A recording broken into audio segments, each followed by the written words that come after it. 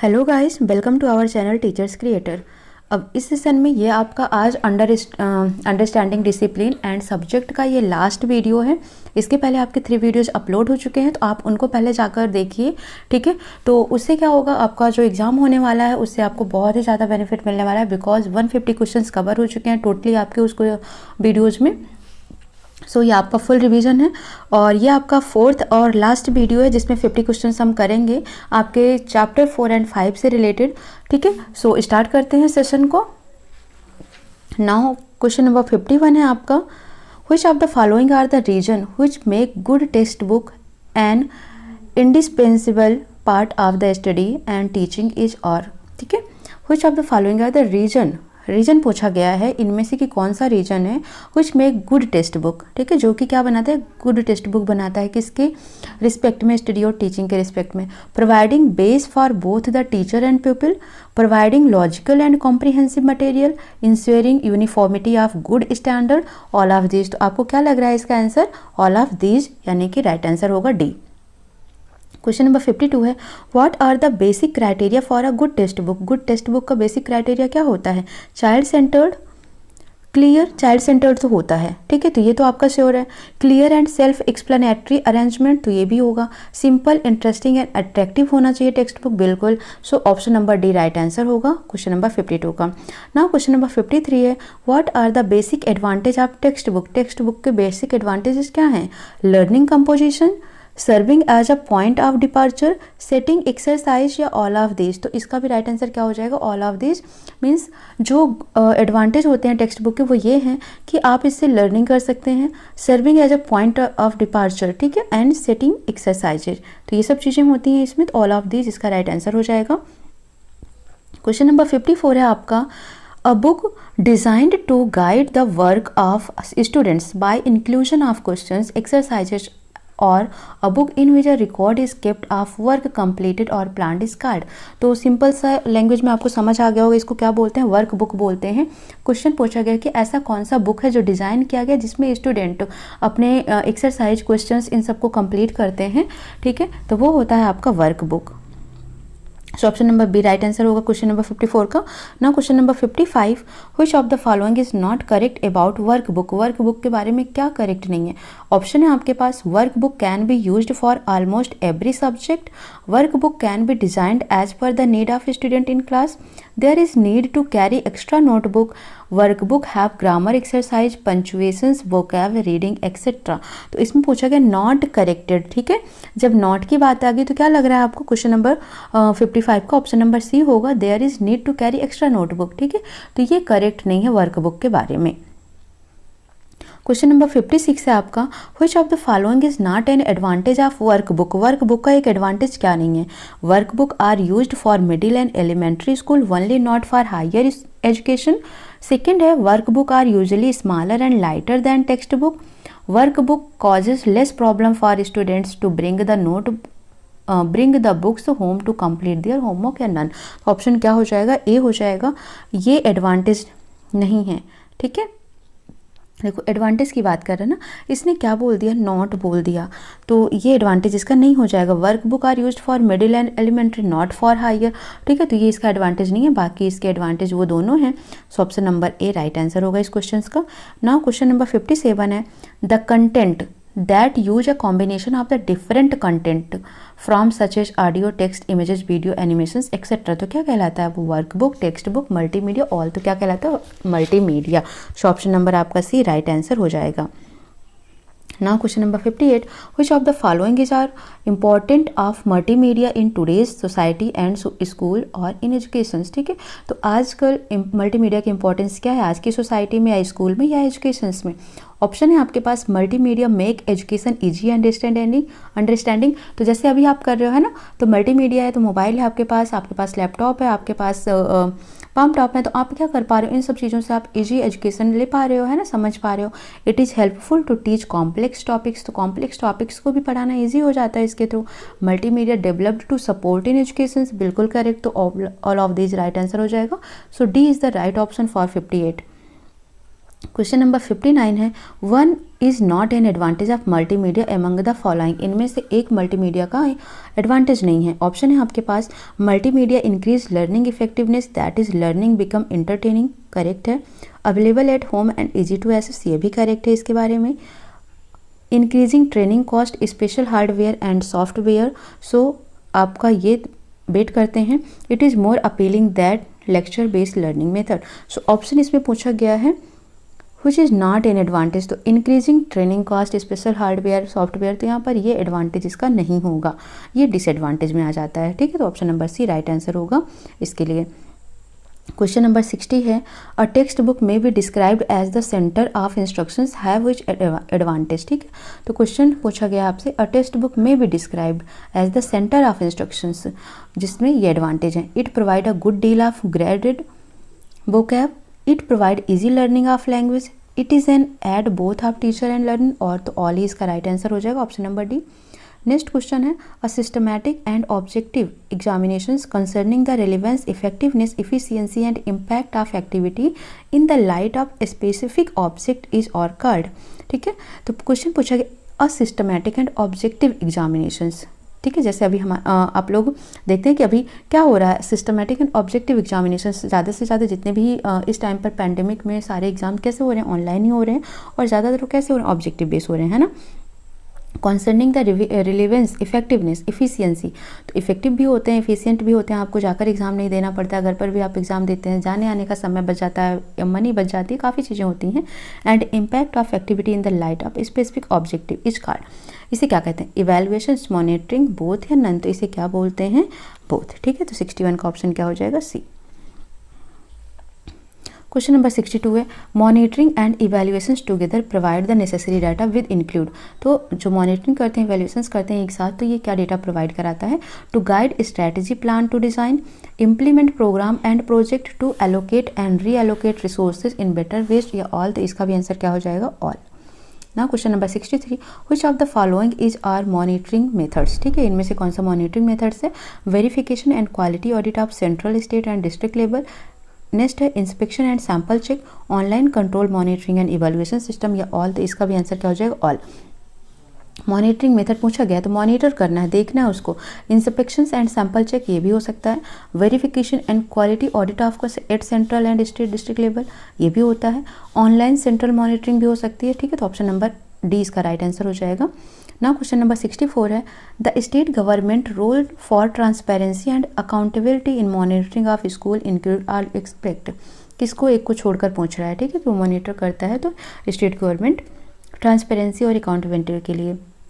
Option है आपके पास, right to information and protective disclosure, grievance redressal, physical and financial audit, non vigilance, ठीक है। तो इसका करेक्ट आंसर क्या हो जाएगा, option number D, non vigilance. Except पूछा गया था तो इसको छोड़कर। ऑप्शन नंबर क्वेश्चन नंबर 65 है, one is not a disadvantage of multimedia resource among the following, एक डिसएडवांटेज नहीं है ये पूछा गया है, not always compatible, less expensive, not always easy to configure, required special hardware, ठीक है। सो इसमें पूछा गया है कि डिसएडवांटेज नहीं है तो लेस एक्सपेंसिव, ठीक है, ये डिसएडवांटेज नहीं है, क्योंकि लेस एक्सपेंसिव होने का मतलब क्या है कि डिसएडवांटेज नहीं है तो हमारे लिए अच्छा होता है ना, तो ऑप्शन नंबर बी इसका राइट आंसर हो जाएगा। नाउ क्वेश्चन नंबर 66 है, आपसे क्वेश्चन पूछा गया है, सेमिस स्टैंड फॉर, सेमिस किसका स्टैंड करता है, या फुल फॉर्म ऑफ सेमिस क्या होगा, तो सिंपल से वर्ड में समझ लीजिए, इसका फुल फॉर्म होता है secondary education monitoring and information system, secondary education monitoring and information system, तो option number B right answer हो जाएगा। 67 है, dash is assessing as systematically and objectively as possible a complete project और programme, ठीक है। तो सिस्टमेटिकली मेजर करना है तो ये क्या कहलाता है, इवैल्यूएशंस कहलाता है, so option number C right answer होगा। 68 है, which of the following are main aspects of intervention in which evaluation should help to draw conclusion, जिसमें इवैल्यूएशन से कॉन्क्लूजन ड्रॉ किया जा सकता है, तो वो मेन एस्पेक्ट क्या है, रिलेवेंस, इफेक्टिवनेस या इफिशियंसी, इम्पैक्ट, सस्टेनेबिलिटी, तो क्या होगा, ऑल ऑफ दिस ही होंगे इसका, तो डी राइट आंसर हो जाएगा। क्वेश्चन नंबर 69 है, evaluation has it how many different aspect namely, ठीक है। तो इवैल्यूएशंस के पास जो होते हैं डिफरेंट टाइप के आस्पेक्ट्स होते हैं, कौन कौन से होते हैं, objective, learning experience, learning approach and relationship between ये जो ऊपर के दिए हुए हैं, ठीक है, 3 and all of this, all of this जिसका राइट आंसर हो जाएगा। सो ऑप्शन नंबर ई राइट आंसर होगा इस क्वेश्चन का। नाउ क्वेश्चन नंबर 70 है, ये चैप्टर 4 से। अभी आपने जितने देखे क्वेश्चन वो चैप्टर 5 से थे, अब ये क्वेश्चन आपके चैप्टर 4 से हैं। Who said interaction between teacher and student is characterised by an authoritarian rigidity. किसने कहा था? स्पिंडर ने या पियाजे ने या चॉम्स्की ने? तो किसने कहा था इसको? स्पिंडल ने कहा था, ठीक है। सो ऑप्शन नंबर इसका बी राइट आंसर हो जाएगा। स्पिंडर और स्पिंडलर में आप कंफ्यूज मत होना, स्पिंडलर इसका राइट आंसर होगा। नाउ क्वेश्चन नंबर 71 है, which of the following are main issue of contemporary India education. क्या मेन इशू है? Unsatisfaction of youth, corruption and dearness, privatizations and unawareness, all of this. तो ठीक है, तो क्या होगा इसका right answer? All of this, क्योंकि ये सारे ही क्या मेन इशू हैं कंटेम्प्रेरी इंडिया के। बिकॉज यूथ जो है इतना पढ़ लिख कर भी उनको जॉब नहीं मिल रही है, तो वो अनसेटिस्फाइड हो रहे हैं, करप्शंस हो ही रहा है बहुत ज़्यादा, डियरनेस जिनको बहुत ज़्यादा ही उनके डियर लोग होते हैं, एक तरीके से आप कहते हैं ना कि जिनके ज़्यादातर लोग होते हैं किसी भी सेक्शंस में, तो उसमें उनका सिलेक्शंस थोड़ा सा इजी हो जाता है, डियरनेस ज़्यादा है यहाँ पर, ठीक है। प्राइवेटाइजेशंस हो जा रहा है जितने भी गवर्नमेंट जॉब हैं उनका, PSU वगैरह का, ठीक है। और अवेयरनेस तो है नहीं, तो अनअवेयरनेस, तो ये सभी ही हैं मेन इशू। तो ऑल ऑफ दी जिसका राइट आंसर हो जाएगा। Now question number 72, what should be the first aim of our education. अपने एजुकेशन का फर्स्ट एम क्या होना चाहिए? All round development, alternate development of child, give information, all of this. इसका correct answer क्या होगा? ऑल राउंड डेवलपमेंट, ठीक है। A is the right answer. What is the full form of UGC। तो इसका फुल फॉर्म आप सबको ही पता होगा, है ना। इसका फुल फॉर्म होता है आपका यूनिवर्सिटी ग्रांट कमीशन, यानी कि option number B right answer होगा, university grant commission. Question number 74 है, फुल फॉर्म पूछा गया AICTE का। AICTE का फुल फॉर्म क्या होता है? All India council of technical education, ठीक है। So option number B right answer होगा 74 का, all India council of technical education. ना कमीशन ना कमेटी, काउंसिल होता है। ऐसे ही NCTE का फुल फॉर्म बताना है, तो NCTE का फुल फॉर्म होता है national council of teacher education, ठीक है। So option number C right answer होगा 75 का। तो ये फुल फॉर्म भी आपको याद रखना है, जो कि ये चैप्टर 4 में दिए हुए हैं ना। क्वेश्चन नंबर 76 है, in grading system what is the percentage define for E grade and in board if student get this into subject then he is fail, ठीक है। देखो ग्रेडिंग में क्या होता है, थोड़ा सा यहाँ पर इशू भी आता है। क्यों? क्योंकि जो मेरिट वाले बच्चे होते हैं ना, जिनके 90 भी हैं और जिनके 98 भी हैं, इन सबको ही A+ ग्रुप में रख दिया जाता है ना। तो क्या होता है कि इसमें मेरिट का इशू आ जाता है। इसमें पूछा गया है कि E ग्रेड में कितने परसेंटेज को रखा गया है इन चारों में से, जो कि अगर बोर्ड एग्जाम में इतना परसेंटेज आए 2 सब्जेक्ट में तो फेल मान लिया जाएगा। तो कितना रखा गया? 33%। ऑप्शन नंबर बी राइट होगा। 77 है, reward creativity, original thinking, research and question number 77 है, what of the following should change in Indian education system. क्या चेंज होना चाहिए इंडियन एजुकेशन सिस्टम में? Reward creativity, original thinking, research and innovation, character building aimed education, compulsory free education should be made available till class 12th, all of these. तो इसका answer क्या हो जाएगा? All of these right answer हो जाएगा। Now question number 78 है, according to dash learn how to learn, school of the future will be designed not only for learning but for thinking. जो school है वो इसलिए नहीं डिज़ाइन किया गया कि ताकि आप पढ़कर सीख कर चले जाएं और फ्यूचर का भी ना सोच सकें, ठीक है। ये किसने कहा है? व्हाइट हेड ने, गांधी जी ने, टॉफलर ने या स्पिंडल ने? तो किसने कहा है इसको कहा है टॉफलर ने। Option number C right answer होगा। Question number 79, what are the importance of education to national development. तो नेशनल डेवलपमेंट में एजुकेशन का क्या रोल है? Education help people become better citizen, education shows the importance of voting, education help in getting job and single mother, all of these. तो इसका right answer क्या हो जाएगा? All of these right answer होगा। तो option number D right answer होगा। Question number 80 है, dash is related to the process of increasing one's power and capacity to perform any task assign to him. अगर किसी को कोई task assign किया गया है तो इसमें से क्या है जो उसके पावर और कैपेसिटी को बढ़ा देता है? डेवलपमेंट, एम्पावरमेंट, बोथ या नन। तो क्या होता है इसका right answer? Empowerment. So option number B is the right answer. Question number 81, what should be main focus of curriculum in context of social change. तो मेन फोकस क्या होना चाहिए कैरिकुलम के कंटेस्ट में, सोशल चेंज के context में? Child centred, community centre, integrated centre, flexible या all of these. तो इसका राइट आंसर क्या हो जाएगा? All of these. ये सारे चेंजेस होने चाहिए। What is are the role of education in the field of social change. जो सोशल चेंज हो रहा है इसके रिस्पेक्ट में, इसके फील्ड में एजुकेशन का क्या रोल है। Promoting capacity to accept social change, new ideas and researches, education perpetuate eternals values. So all of the, जिसका राइट आंसर हो जाएगा 82 का। Who said teacher is a representation of God in society.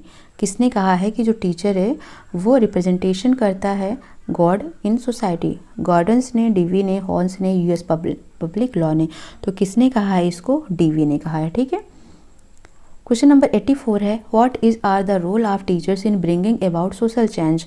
तो teacher का क्या role होता है social change को ऊपर लाने में।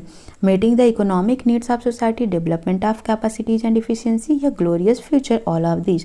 तो इसका राइट आंसर क्या हो जाएगा, meeting the economic needs of the society. Okay, now question number 85 है dash help people to learn how hazardous environment pollution, population exploitation and resource depletions could be. Social education, environmental education, culture education या all of this, इसका result क्या हो जाएगा, environmental education. इसी में बताया जाता है किसके बारे में, इन्वायरमेंट पोल्यूशन एक्सप्लोरेशन और रिसोर्स डिप्लीशन के बारे में। क्वेश्चन नंबर है आपका 86 which of the following are the objective of environmental education. कौन कौन से ऑब्जेक्टिव है इन्वायरमेंटल एजुकेशन के।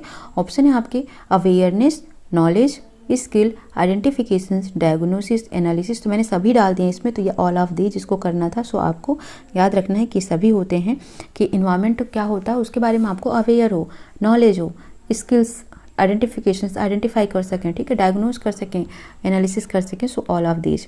Question number 87 what should the following are educational programmes for healthy environment.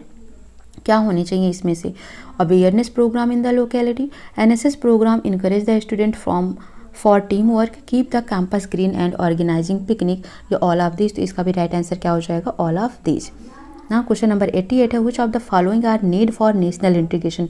National integration के लिए क्या नीड है इसमें से, to meet the threat of foreign aggressions, to meet the challenges of present time, essentials for fulfilment of our democracy, all of this. तो इसका भी answer क्या हो जाएगा, all of this is the right answer.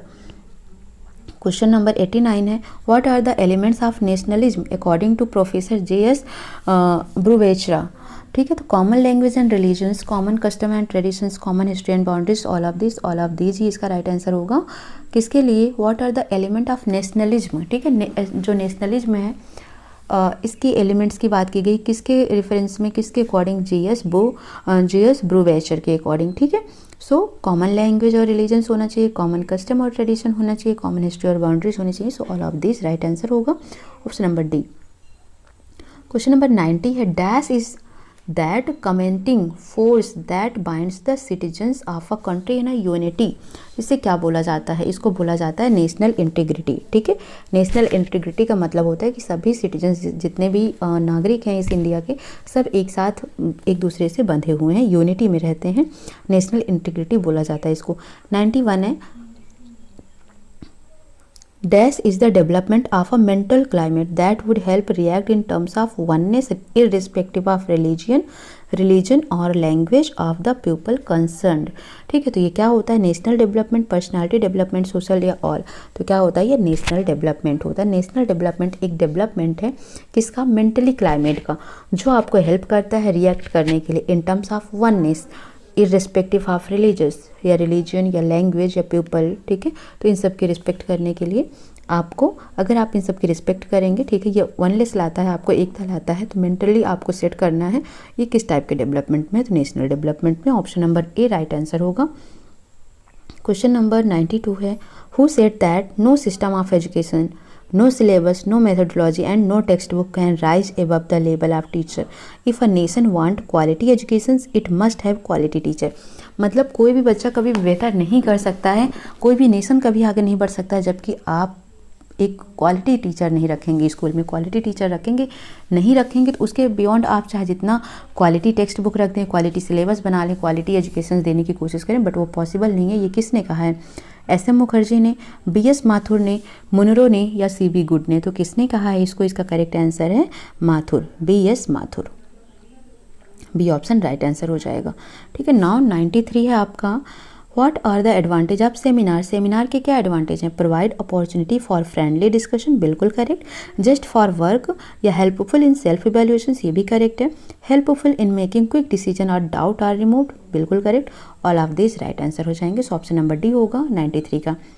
94 है dash is main place for work which more stress is laid on practical work। तो simple सी बात है, बात ही समझ आ गई हुई, वर्क प्लेस है ना,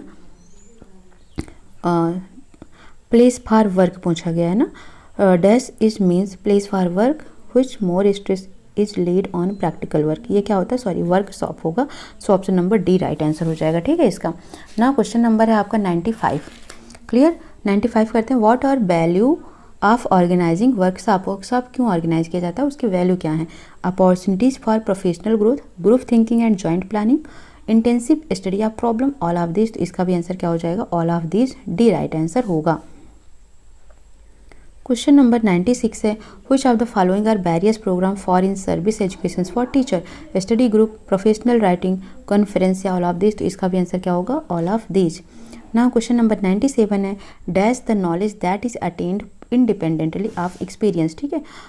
इंडिपेंडेंटली बात कर रहा है यहाँ पर, प्रियोरी, पोस्टियरी, अथॉरिटेटिव या ऑल ऑफ दिस। तो क्या होगा इसका आंसर? देखो इंडिपेंडेंट है ना, तो इंडिपेंडेंट का मतलब जो डिपेंडेंट नहीं है, तो वो क्या होता है आपका करेक्ट आंसर? प्रियोरी। जो डिपेंडेंट होता है वो पोस्टियरी होता है ना। So option number A right answer होगा 97 का। Dash knowledge which is useful and is of utility, तो यूजफुल और यूटिलिटी किस में होता है? प्रैग्मेटिज्म में। तो डी ऑप्शन आपका राइट आंसर हो जाएगा 98 का। 99 which of the following are theories of truth, तो ट्रूथ के टोटल 3 थ्योरीज हैं। देखो इसमें कुछ टॉपिक्स हैं जो आपके फर्स्ट नॉलेज एंड करिकुलम से हैं, तो उसको मैंने नहीं डाला है, जैसे कि नेशनलिज्म हो गया, आइडियलिज्म हो गया। तो ये सब आप नॉलेज एंड करिकुलम से एक बार गो थ्रू करिएगा, ठीक है। फटाफट रिवाइज करिएगा, बिकॉज आप इसका पेपर दे चुके हैं, तो आप एक बार रिविजन करेंगे तो हो जाएगा। और इसके अलावा जितने टाइप के ये हैं आपके, हाँ सॉरी, नॉलेज, ठीक है, लाइक प्रियोरी नॉलेज, पोस्टरी नॉलेज, ठीक है, ऑथोरिटेटिव नॉलेज, तो ये सब जो है ये भी आपको पढ़ लेना है। टाइप ऑफ नॉलेज पढ़ना है आपको, revealed knowledge, national knowledge, intuitive knowledge, pragmatic knowledge, ठीक है, सब पढ़ना है आपको एक बार। उसके बाद थ्योरीज कौन कौन सी हैं, तो टोटल ट्रूथ थ्योरीज की बात करें तो 3 हैं, correspondence, coherence, pragmatics, all of this इसका राइट आंसर हो जाएगा, ठीक है ना। क्वेश्चन नंबर 100 और लास्ट क्वेश्चन से ये dash is based on assumptions that ideas और thoughts are interrelated and consistent, ठीक है। तो यहाँ पर बात हो गई इंटर रिलेटेड की, किसकी? आइडिया और थॉट की। तो ये किस में आता है? कोहेरेंस थ्योरी में आता है। So option number B right answer हो जाएगा। करस्पॉन्डेंस में क्या होता है? आइडिया, थॉट सब होते हैं, बट वहाँ पर इंटर रिलेटेड की बात नहीं हुई होती है, वो करस्पॉन्डेंस थ्योरी होती है। यहाँ पर इंटर रिलेटेड की बात हुई है और अजम्पशन से ये, ठीक है, ये कोहेरेंस थ्योरी है। और प्रैग्मेटिक, ठीक है, क्या होता है आपका? यूटिलिटी एंड यूजफुल बेस्ड होती है, ठीक है। सो ऑप्शन नंबर आपका बी राइट होगा 100 के लिए। इस तरीके से आपके ये total understanding discipline and subject के आपके 200 क्वेश्चंस अपलोड हो चुके हैं। सो आप अच्छे से प्रिपेयर करिए, all the best for exam, और अच्छे नंबर आप स्कोर करिए। और वीडियो को लाइक शेयर सब्सक्राइब जरूर करिएगा, ठीक है, ताकि आपको नेक्स्ट वीडियो भी मिल जाए। और बेल आइकॉन जरूर प्रेस करिएगा ताकि आपको नोटिफिकेशंस भी नेक्स्ट वीडियोज़ के आपको मिलते रहें। So keep watching, keep supporting, thank you.